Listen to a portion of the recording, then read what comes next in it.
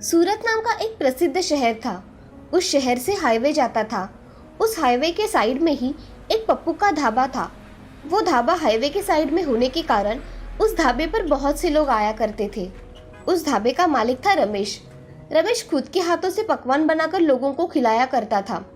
उसके हाथों में बहुत ही स्वाद था।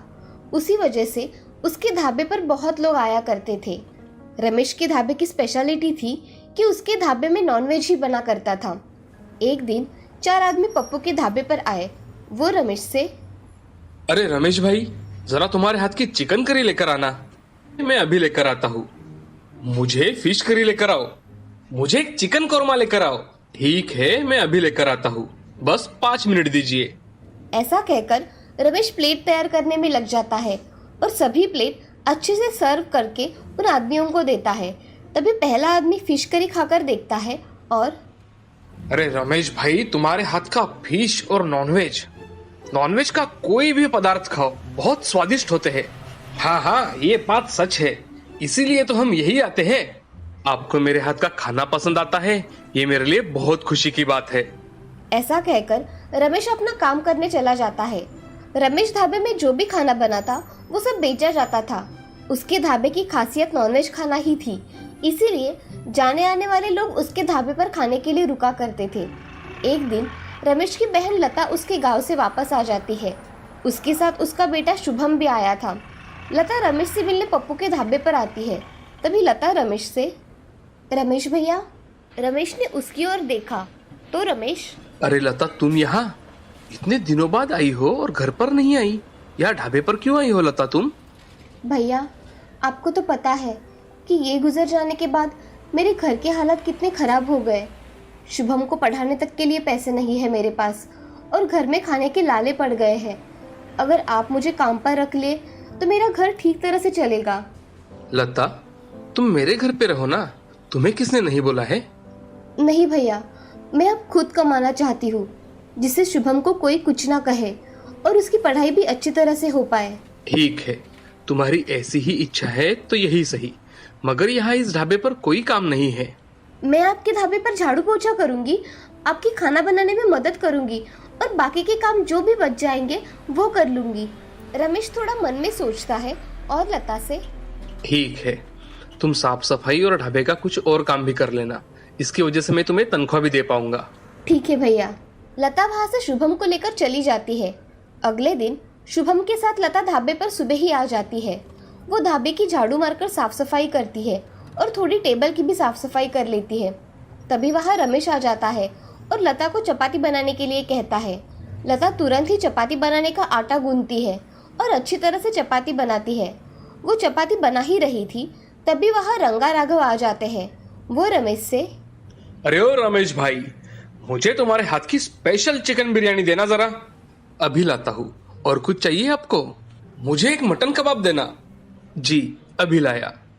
ऐसा कहकर रमेश ढाबे में जाकर उन्होंने दिए हुए डिश की ऑर्डर रेडी करता है और शुभम के हाथ में कुछ प्लेट भिजवाता है और बाकी के प्लेट्स खुद लेकर आता है।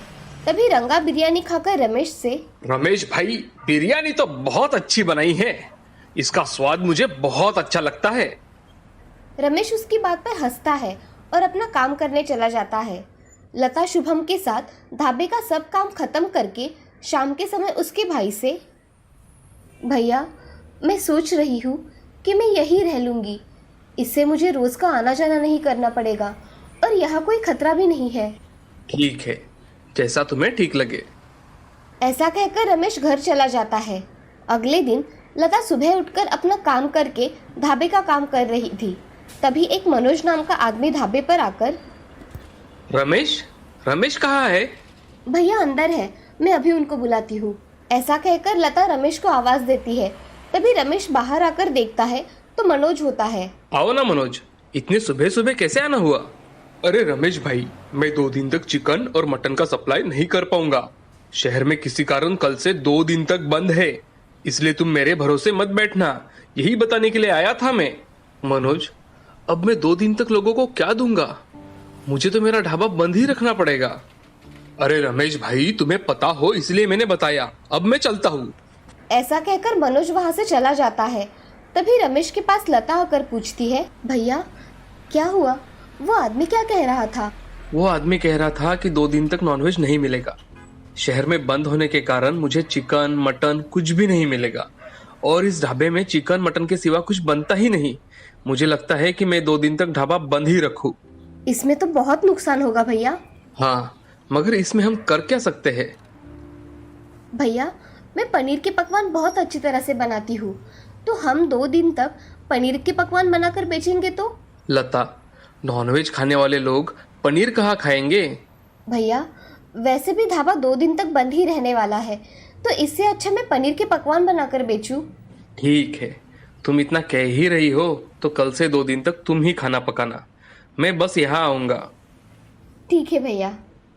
ऐसा कहकर रमेश घर चला जाता है। तभी दूसरे दिन सुबह लता उठकर पनीर के सारे पकवान बनाना शुरू कर देती है। पनीर बिरयानी, पनीर टिक्का, पनीर कीमा, पनीर करी, ऐसे बहुत सारे व्यंजन उसने बनाए थे। तभी थोड़ी ही देर में 2 आदमी ढाबे पर खाना खाने आए। तभी सुहास रमेश से, अरे रमेश भाई, मुझे 1 प्लेट चिकन बिरयानी दो जरा। आज ढाबे पर कोई भी नॉनवेज नहीं बना है, पनीर बिरयानी है। आप चाहे तो मैं लेकर आता हूँ। ठीक है, लेकर आओ, मगर तुम्हारे हाथ के नॉनवेज का स्वाद बहुत अलग है भाई। सुहास भाई, मैं परसों तुम्हें नॉनवेज जरूर खिलाऊंगा, मगर ये 2 दिन तुम पनीर खा सकते हो। ठीक है, लेकर आओ, सबके लिए जो स्पेशल है वही लेकर आओ। ऐसा कहकर रमेश वहां से चला जाता है और पनीर के ढेर सारे पकवान लेकर आता है। एक आदमी पनीर की बिरयानी खाकर देखता है। रमेश, अरे पनीर बिरयानी तो बहुत अच्छी बनाई है। ऐसा स्वाद तो मैंने आज तक नहीं देखा। बहुत स्वादिष्ट है। हाँ रमेश, खाना सच में बहुत स्वादिष्ट है। ऐसा कहकर सभी लोग पनीर के पकवान खाने लगे। ऐसे ही 2 दिन बीत गए। पनीर के पकवान अच्छी तरह से बिके थे। ये देख रमेश और लता खुश थे। उसके अगले दिन रमेश अपने ढाबे पर नॉनवेज बना रहा था।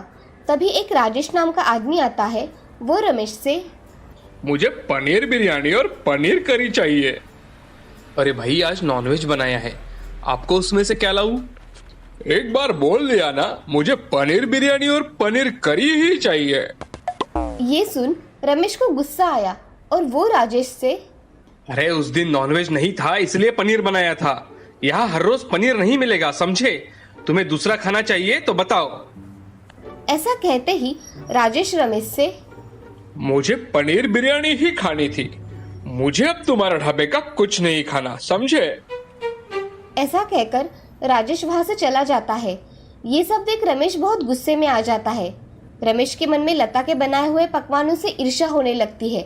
एक दिन लता रमेश से, भैया, शुभम को सुबह से खांसी और तेज बुखार है। मुझे इसे अस्पताल में लेकर जाना है। आप मुझे कुछ पैसे दे दोगे इसे अस्पताल लेकर जाने के लिए? तुम यहाँ 2 वक्त का खाना खाती हो और यहाँ रहती हो, वो क्या मुफ्त में आता है क्या? भैया, मैंने आपसे 2 महीने में 1 रुपया भी नहीं मांगा और आप ऐसा कह रहे हो?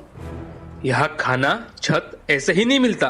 तुम मेरी बहन हो इसलिए मैं चुपचाप हूँ, नहीं तो धक्के मारकर इस ढाबे से बाहर निकाल दिया होता, समझी? भैया, आप कुछ ज्यादा ही कह रहे हो। मैंने तो सिर्फ आपसे कुछ पैसे मांगे हैं और आप मुझे इतना कह रहे हो? तुम अभी के अभी मेरे ढाबे से निकल जाओ, मुझे कोई जरूरत नहीं है तुम्हारी। ठीक है भैया, मैं जा रही हूँ। ऐसा कहकर लता शुभम को लेकर वहां से चली जाती है। लता बहुत रोती है, मगर रमेश पे उसका कोई असर नहीं होता। लता गांव में चली जाती है। तभी एक संजय नाम का आदमी लता को ढूंढते हुए आता है। संजय लता से, जी, आपका नाम लता भाभी है ना? आप राघव भैया की पत्नी हो ना? हाँ, मैं ही लता हूँ, मगर आपको मैंने पहचाना नहीं। मैं राघव भाई का मित्र हूँ। मैंने उनसे 50,000 रुपए उधार लिए थे। अब मेरे पास पैसे आए हैं तो सोचा आपको वापस कर दूं। मैंने आपको बहुत ढूंढा भाभी, मगर आपका कहीं पता ही नहीं था। अब आप मुझे दिखाई दी हो। भाभी, ये लीजिए आपके 50,000 रुपए। मुझे पैसों की सख्त जरूरत थी भाई साहब। भाभी, आपको कोई भी जरूरत हो आप मुझे बेझिझक कह सकती हो। जी भाई साहब। ऐसा कहकर संजय वहां से चला जाता है। तभी लता उन्हीं में से कुछ पैसे लेकर शुभम का इलाज करवाती है और संजय को रमेश ने उसके प्रति किया हुआ व्यवहार बताती है। तभी संजय की मदद से लता एक होटल खोलती है। वो रमेश के ढाबे के सामने ही होता है। अब लता उसके होटल में पनीर के विविध पकवान बनाती है और बेचने के लिए रखती है। तभी बहुत से ग्राहक उसके होटल में खाना खाने के लिए आ जाते हैं। तभी ये देख रमेश बहुत गुस्सा हो जाता है। इस लता ने मेरे ढाबे के सामने ही होटल खोला और मेरे कस्टमर भी उसी के होटल में खाना खाने जाते हैं। ऐसा कहकर रमेश गुस्से से घर चला जाता है। लता बहुत मेहनत करके अपना होटल अच्छी तरह से चलाती है और लता को उसमें कामयाबी मिल जाती है। लता के होटल की तरक्की देख बहुत से लोग उसके होटल में खाना खाने आया करते थे। उसने अपनी जैसी बेसहारा औरतों को भी मदद की। अब इस तरह से होटल चलाकर वो अपना गुजारा किया करती थी। इस कहानी से हमें ये सीख मिलती है कि कठिन परिस्थिति में हमेशा धैर्य से काम लेना चाहिए और अपना काम पूरी निष्ठा के साथ करना चाहिए। सूरजपुर नाम के गांव में सिया नाम की लड़की अपने माँ पिताजी के साथ रहा करती थी। उसके पिताजी सुधीर का एक्सीडेंट होने की वजह से वो अपाहिज बन गए थे। सिया की माँ शारदा लोगों के यहाँ काम करके घर का गुजारा किया करती थी। एक दिन सुधीर को बहुत प्यास लगी थी, इसलिए सुधीर पानी पीने के लिए बेड से नीचे उतर रहा था। तभी वो जोर से जमीन पर गिर गया और बहुत जोर से चिल्लाने लगा। उसकी आवाज सुन शारदा वहां आ जाती है। अजी, आप ऐसे कैसे नीचे गिर गए? आप उठिए। शारदा, मेरे हाथ में बहुत दर्द हो रहा है। मुझे आवाज लगा देते, उठने की क्या जरूरत थी? आखिर मैं कब तक तुम्हें ऐसी तकलीफ देता रहूंगा शारदा, भगवान ही जाने। ऐसा बोलकर शारदा सुधीर को उठाकर बेड पर बिठाती है। शारदा की नजर उसके सर पर लगे जख्म पर पड़ती है। तभी शारदा सुधीर से, आइंदा से आपको कुछ चाहिए तो आप मुझे आवाज दिया करेंगे। मैं यही हूँ और मैं आज से काम पर भी नहीं जाऊंगी, समझे? अगर तुम काम पर नहीं गई तो हम क्या खाएंगे शारदा? सिया जब तक घर पर है तब तक मैं काम खत्म करके घर आ जाया करूंगी और बाद में दिन भर घर में ही रहूंगी। ऐसा कहकर शारदा सुधीर के सर को पट्टी लगा देती है और अपना काम करने चली जाती है। तभी थोड़ी देर बाद कॉलेज से सिया वापस घर आ जाती है। वो घर में आकर अपने पिताजी के सर पर चोट देखकर सिया अपने पिताजी से, पिताजी, ये आपके सर को क्या हुआ? ये चोट कैसे आई? सिया बेटी, मैं पानी लाने के लिए उतरने की कोशिश कर रहा था तो नीचे गिर गया। छोटी सी चोट है बेटा, इतनी गहरी नहीं है। पिताजी, आप खुद का जरा भी ख्याल नहीं रखते। ऐसा कहकर सिया सुधीर के गले लग जाती है और अपनी पढ़ाई करने के लिए चली जाती है। सिया पढ़ाई करके अपने माँ पिताजी के साथ खाना खाने बैठ जाती है। रात के समय उसके मन में विचार आता है, अगर मैं कोई काम करूँ तो माँ को भी मदद हो जाएगी। मैं कल ही जाकर जॉब ढूंढती हूँ। ऐसा मन में सोचकर सिया सो जाती है और दूसरे दिन जल्दी से अपने घर से निकलकर सिया कॉलेज में चली जाती है। कॉलेज खत्म हो जाने के बाद सिया बाहर निकलती है। वो नौकरी की तलाश में इधर उधर घूमती है। तभी उसकी नज़र एक मेडिकल स्टोर पर पड़ती है। उस मेडिकल के सामने एक प्लेट लगी हुई थी। ये देखकर सिया बहुत खुश हो जाती है। सिया उस मेडिकल में जाकर मेडिकल वाले से, अंकल, यहाँ काम के लिए लड़कियाँ चाहिए थी। हाँ, मगर हमें पढ़ी लिखी लड़की मेडिकल पर काम करने के लिए चाहिए। अंकल, मैं यहाँ काम कर सकती हूँ? मुझे सिर्फ आप काम बता देना और मैं कॉलेज में भी जाती हूँ। मैं कॉलेज करके काम पर आया करूँगी। ठीक है, मगर तुम्हें सब काम सीखना होगा। अंकल, आप मुझे सिर्फ एक बार समझा दीजिए, बाद में मैं मेरा काम करूँगी। और हाँ, तुम्हें महीने का 5,000 रुपये पगार मिलेगा। चलेगा अंकल, मैं कल से काम पर आ जाऊँगी। ठीक है। ऐसा कहकर सिया वहाँ से चली जाती है। थोड़ी देर बाद सिया अपने घर आ जाती है। तभी वो शारदा से, माँ, मैं तुम्हारे लिए एक खुशखबरी लेकर आई हूँ। क्या हुआ सिया? आज बड़ी खुश लग रही हो तुम। माँ, मैंने कॉलेज करके जॉब करने का डिसीजन लिया है। इससे तुम्हें थोड़ी बहुत मदद हो जाएगी। मेरी बच्ची, तुम्हें ये करने की कोई ज़रूरत नहीं है। माँ, आज से मैं तुम्हारी थोड़ी मदद कर दिया करूँगी। इससे तुम पिताजी पे ध्यान दे पाओगी। बेटी, तुम्हें ये करने की कोई ज़रूरत नहीं है। माँ, मैंने जॉब ढूंढ लिया है और मैं कल से ही काम पर जाने वाली हूँ। ऐसा कहकर सिया खाना खाकर सो जाती है। अगले दिन सुबह उठकर सिया अपना काम करने घर से निकल जाती है। थोड़ी देर बाद वो मेडिकल में आ जाती है। तभी मेडिकल वाले अंकल से, नमस्ते अंकल, मुझे बताइए क्या काम करना है? तुम्हें जो भी कस्टमर आए उनका नाम और उन्हें दिए हुए मेडिसिन का नंबर लिख लेना है और ये सब हमारे कंप्यूटर में स्टोर करके रखना है। अंकल, आप मुझे सिर्फ एक बार समझा दीजिए, बाद में मैं मेरा काम करूँगी। मेडिकल वाला सिया को डेटा कैसे सेव करते हैं ये सिखाते हैं और थोड़ी देर के लिए घर चले जाते हैं। तभी सिया अपना काम मन लगाकर करती है। वो सब नई बातें सीख रही थी। उसका सीखने का जज्बा देख दुकान में काम करने वाला राजेश, तुम आज नई आई हो क्या इधर? जी, आज मेरा काम का पहला ही दिन है। अच्छा। ऐसा कहकर राजेश अपना काम करने चला जाता है। तभी वहाँ एक ग्राहक आकर कुछ सामान मांगता है।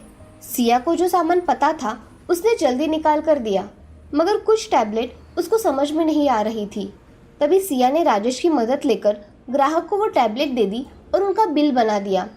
सिया अब दोपहर के समय कॉलेज में जाने के लिए निकलती है। तभी मेडिकल वाला सिया से, आने में ज्यादा देर मत करना, नहीं तो काम से निकाली जाओगी। अंकल मैं सिर्फ 3 घंटे ही कॉलेज में जाने वाली हूँ। मैं मेरा लेक्चर खत्म करके जल्द ही आ जाऊंगी। ठीक है, अगर लेट हुआ तो तनख्वाह कम मिलेगी। जी, ऐसा कहकर सिया कॉलेज चली जाती है। कॉलेज में जाकर सिया अपने क्लासेस अटेंड करती है और फिर से मेडिकल में आ जाती है। उसका आज का दिन तो अच्छा था। अब वो शाम के समय पर घर आ जाती है। तभी शारदा सिया से, आ गई बेटी तुम? आज पहला दिन कैसा रहा? माँ, आज का पहला दिन अच्छा रहा। मैं अभी खाना खाकर सो जाती हूँ, बहुत थक गई हूँ। हाँ बेटा, चलो खाना खाने बैठ जाते हैं। ऐसा कहकर सिया अपने घर वालों के साथ खाना खाने बैठ जाती है। अब हर रोज सिया काम पर वक्त से जाया करती थी। उसकी काम के प्रति लगन देख और उसके सीखने की चाह देख मेडिकल वाला खुश था। एक दिन मेडिकल में दोपहर के समय चोरी होती है। उस समय सिया मेडिकल में नहीं होती। उसे आने में देर हो जाने के कारण उसे कुछ नहीं पता था। अब मेडिकल मालिक सिया से, मैंने तुमसे कहा था ना कि मैं वक्त का बहुत पाबंद हूँ। आज अगर तुम मेडिकल में होती तो मेरे मेडिकल में चोरी नहीं होती। इस समय मेरा मेडिकल कभी भी बंद नहीं रहता, मगर आज बंद था। यही चोरों ने देखकर चोरी की है। मगर अंकल मैंने कुछ नहीं किया। मेरी वजह से चोरी हुई है, ऐसा आपको लगता है? तुम आज 1 घंटा लेट आई हो और ऊपर से मुझसे जबान लड़ा रही हो। तुम जैसे गरीब लड़की पर विश्वास रखना ही मेरी गलती है। मगर राजेश भैया तो होंगे ना मेडिकल में? वो आज किसी काम से दोपहर से छुट्टी लेकर गया है और तुम होने के कारण मैंने इतना ध्यान नहीं दिया। ये सब सुन सिया के आंखों में आंसू आ गए। मुझे आने में देरी होने के कारण मेडिकल में चोरी हुई, मुझे माफ कर दीजिए। तुम कल से काम पर मत आना, मुझे ऐसे लोगों की कोई जरूरत नहीं है। ऐसा कहकर मेडिकल वाला सिया को वहां से चले जाने के लिए कहता है। तभी सिया बहुत रोने लगती है। उसे अब क्या किया जाए ये सोचता ही नहीं। ये देख सिया चलते चलते रास्ता भटक जाती है और एक मंदिर के सामने आकर खड़ी हो जाती है। ये देख सिया भगवान से, तुम्हें तो मेरी परिस्थिति पता है ना भगवान, मगर मेरी मदद कोई नहीं करता। इतनी मुश्किल से मुझे जॉब मिला था, अब मैं मेरे घर में क्या बताऊं? ऐसा कहकर सिया एक जगह बैठकर बहुत रोने लगती है। तभी उसके पास एक सोनिया नाम की लड़की आती है। उसे देख, हे तुम सिया हो ना? मैंने तुम्हें कॉलेज में देखा था। हाँ, मगर मैंने तुम्हें पहचाना नहीं। मैं तुम्हें पहचानती हूँ, मैंने तुम्हें बेस्ट स्टूडेंट का अवार्ड लेते देखा था। अच्छा, मगर तुम्हें क्या हुआ है? तुम रो क्यों रही हो? मेरी जॉब चली गई है, इसीलिए मन बहुत उदास है। अच्छा, तुम चिंता मत करो, तुम्हारी समस्या का कोई ना कोई समाधान निकल आएगा। ऐसा कहकर सोनिया वहां से चली जाती है। सिया वहां ही बैठी थी। तभी एक औरत सिया के पास आकर, बेटी ये लो ड्रेस तुम्हारे लिए, मैं मंदिर में हर दिन दान करती हूँ, ये लो। मैं इसे कैसे ले सकती हूँ? मेरी ओर से तोहफा समझकर रख लो। ठीक है। ऐसा कहकर सिया वो ड्रेस रख लेती है। अब सिया उदास मन से अपने घर चली जाती है। घर जाते ही सिया कमरे में जाकर ड्रेस निकाल कर देखती है तो वो ड्रेस उसे बहुत पसंद आता है। सिया वो ड्रेस पहनकर देखती है। उसके बदन पर वो ड्रेस बहुत ही सुंदर दिखता है। वही ड्रेस पहनकर सिया सो जाती है। उसकी माँ उसे देखने आती है तो सिया को सोता देख उसकी माँ, ये लड़की भी ना बिना खाना खाए सो गई, सुबह जल्दी उठ के उसे खाना दे दूंगी। ऐसा सोचकर उसकी माँ वहां से चली जाती है। अब सिया सुबह उठती है तो वो अपने ड्रेस को देखती है तो उसे वो ड्रेस सोने का दिखाई देता है। वो हाथ लगाकर देखती है तो वो सच में सोने का बन गया था। सिया मन ही मन में, अगर मुझे 1 महीने की तनख्वाह मिल जाती तो मैं घर में दे पाती, मगर मेरी नसीब में तो वो भी नहीं है। ऐसा कहकर सिया फिर से उदास हो गई। अब सिया देखती है कि उसके हाथ में कुछ पैसे आ जाते हैं। ये देख सिया चौंक जाती है। ये पैसे कहाँ से आए? तभी उसकी नजर उस ड्रेस पर पड़ती है। वो ड्रेस बहुत चमक रहा था। तभी वो अपने हाथ में देखती है तो हाथ में पैसे दिखाई देते हैं। वो बहुत हैरान हो जाती है कि उसके पास पैसे कहाँ से आए। अब सिया फिर से मांग के देखती है, मुझे अभी के अभी कुछ खाने की चीजें चाहिए। तभी उसके सामने बहुत से खाने के पकवान आ जाते हैं। ये देख सिया को पता चलता है कि वो ड्रेस कोई साधारण ड्रेस नहीं है, वो जादुई ड्रेस है। तभी सिया वो खाना लेकर अपने माँ के पास चली जाती है और उन्हें सब बात बता देती है। ये सब बात सुन शारदा भी बहुत खुश हो जाती है। सिया उसके हाथ में आए हुए पैसे भी अपनी माँ को दे देती है। तभी शारदा, मेरी बच्ची, तू तो हमारे लिए सच में लक्ष्मी हो। आज तुम्हारी वजह से हमारे घर में इतना कुछ आया है। ये सब सुन सिया के पिता सुधीर, बेटी, हमारे तो भाग ही खुल गए। अब ये पैसे पहले भगवान के सामने रखो। जी पिताजी। ऐसा कहकर सिया वो पैसे भगवान के सामने रखती है और अपना काम करने चली जाती है। उसी दिन से सिया कॉलेज में जाया करती थी और गरीब लोगों की मदद भी कर दिया करती थी। सिया को कोई भी समस्या हो तो वो उस ड्रेस से कहा करती थी और वो ड्रेस उसकी ख्वाहिश जल्द ही पूरी कर दिया करता था। अब एक दिन सिया उस ड्रेस से, हे जादुई ड्रेस, मुझे थोड़ा सा सोना चाहिए था। ऐसा कहते ही सिया के सामने सोने का ढेर बन जाता है और सिया उसे देखकर बहुत खुश हो जाती है। वो सोना लेकर सिया सोनार के पास चली जाती है और सोनार को सोना बेचकर उससे आए हुए पैसों से उसके पिताजी का ऑपरेशन करवाती है। सिया के पिताजी का ऑपरेशन अच्छी तरह से हो जाता है। ये देख सिया और शारदा बहुत खुश हो जाती है। सिया अब उस ड्रेस की सहायता से अपने जैसे गरीब लोगों की मदद कर दिया करती थी। सिया जरूरतमंदों की मदद करके कॉलेज भी कर रही थी। अपनी बेटी की तरक्की देख शारदा बहुत खुश थी।